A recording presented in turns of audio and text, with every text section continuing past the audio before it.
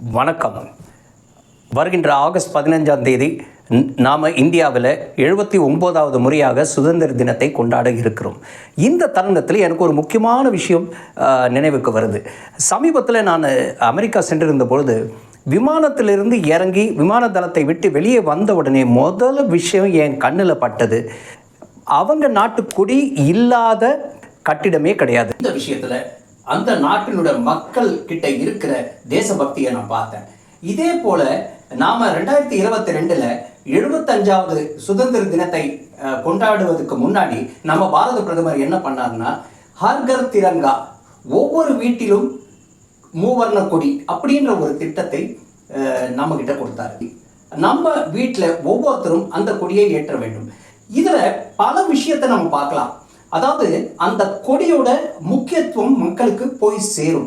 அந்த கொடியை பற்றின நிறைய விஷயங்கள், பல பேருக்கு பல விஷயங்கள் தெரியாம இருக்கும். அந்த கொடியை பற்றி நாம தெரிஞ்சுக்கலாம். மக்கள் கிட்ட ஒரு ஒருங்கிணைப்பு உருவாகி அவங்க வீட்டில் ஏற்றி அந்த சுதந்திர தினத்தை கொண்டாடலாம். இதே போல கலாச்சார ரீதியாக பார்த்தீங்கன்னா நம்ம மக்களிடத்துல ஒரு ஒருங்கிணைப்பு உருவாகுது. அதே மாதிரி நம் தேசப்பற்றை அதிகரிக்கிறது.